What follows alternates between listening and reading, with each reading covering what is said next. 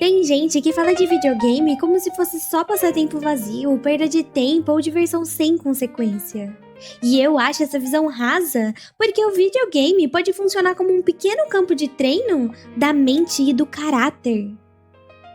Mas tem um ponto importante aqui. Não é o jogo sozinho que melhora alguém. O que melhora alguém é a forma como ela se coloca diante da experiência. O videogame ele pode fortalecer uma pessoa quando ela encara aquilo como um desafio, um aprendizado e até reflexão. Quando ela entende que perder faz parte, que errar faz parte e que melhorar exige esforço, paciência e humildade.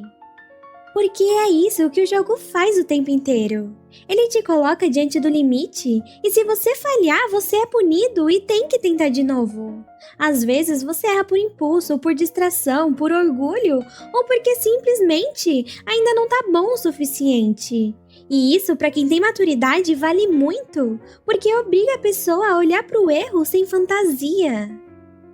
E é aí que o videogame pode começar a fortalecer a mente.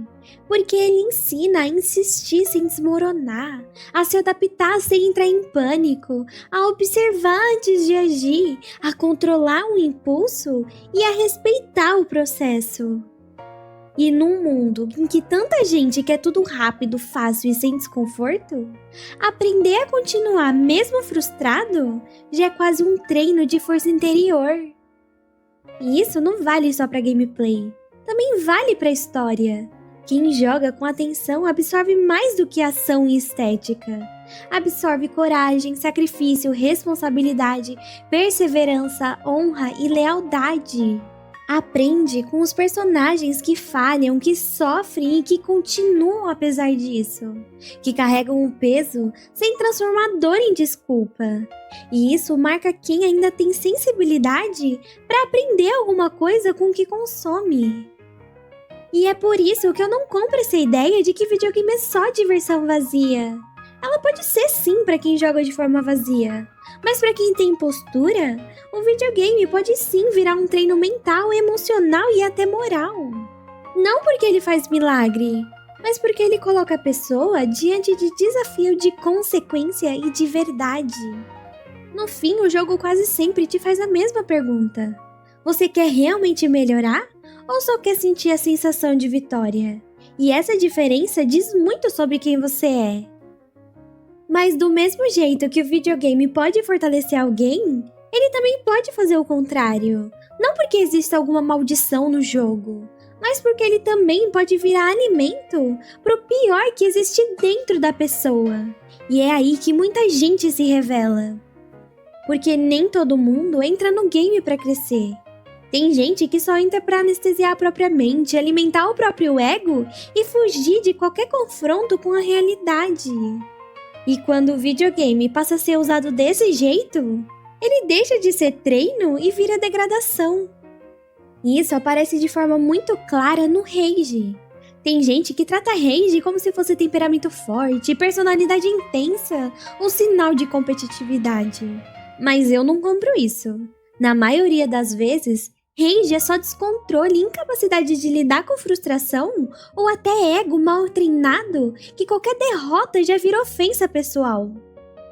O sujeito perde uma partida e imediatamente ele explode, xinga, culpa o time, culpa o jogo, culpa o balanceamento, culpa qualquer outra coisa, menos a própria incapacidade de suportar a derrota com dignidade.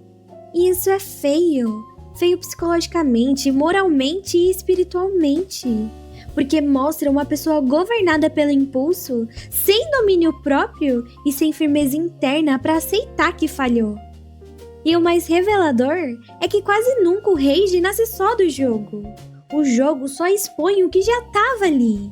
A raiva desproporcional, a fragilidade emocional, o orgulho ferido e a necessidade infantil de vencer a qualquer custo.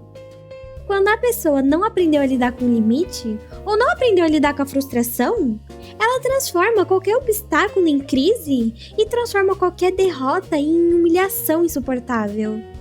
E é por isso que eu acho tão perigoso romantizar esse tipo de comportamento.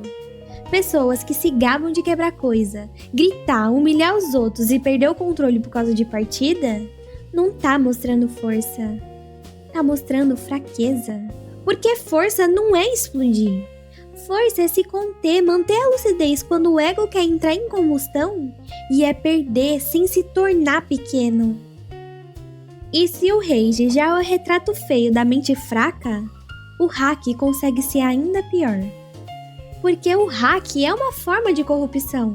É a recusa de aceitar a realidade como ela é e é o desejo de vencer sem mérito, de parecer forte sem ser forte e de colher resultado sem ter passado pelo processo que forma alguém de verdade. Quem usa hack não quer melhorar, não quer aprender e não quer enfrentar a própria limitação. Quer trapacear a estrutura inteira para sentir uma sensação falsa de superioridade. E isso é profundamente decadente, porque revela um coração acostumado a buscar atalho, fraude e vantagem injusta. E não é sobre quebrar regra de jogo, é sobre o tipo de caráter que se acostuma a torcer a realidade quando ela não favorece o próprio ego. E isso tem um peso muito maior do que parece, porque a pessoa que habitualmente a trapassa começa a desprezar o valor do mérito, da honestidade e da disciplina. Ela já não quer mais crescer, construir ou se tornar capaz. Ela quer burlar, roubar o resultado e parecer capaz. E essa diferença é gigantesca. No fundo, tanto o rage quanto o hack nascem da mesma raiz, a recusa em aceitar limite, processo e verdade. Um explode porque não suporta perder. E o outro trapaceia porque não suporta não ser bom bastante. Em ambos os casos, o videogame virou uma ferramenta de fortalecimento do pior lado do ser humano. E tem mais uma forma de fraqueza que também aparece aí, que é quando a pessoa transforma o game em estímulo vazio. Joga sem atenção, sem absorver nada, sem refletir sobre nada e sem desenvolver nada. Só vai atrás da recompensa fácil, distração constante e prazer rápido. E nesse ponto, o videogame já não está sendo vivido como uma experiência. Ele está sendo consumido como anestesia.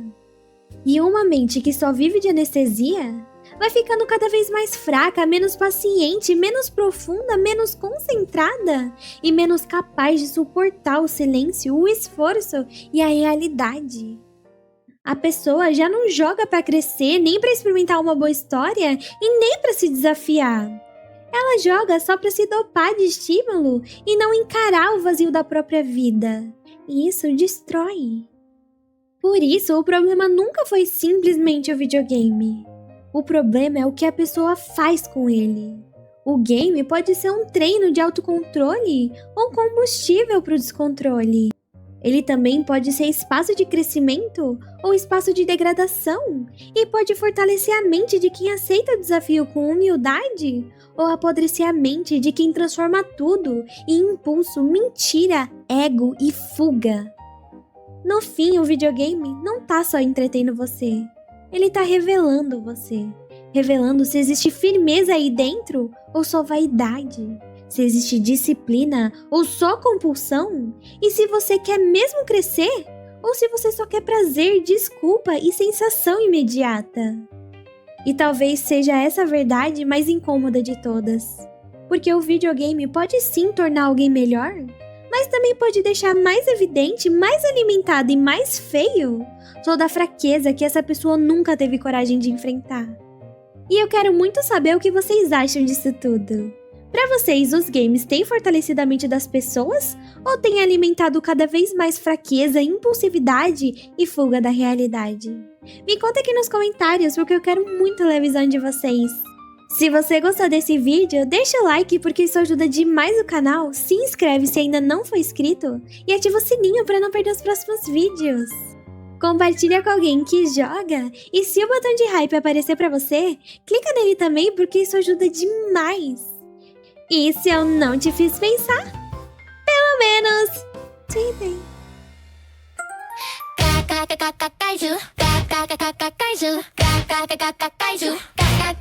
Kaiju.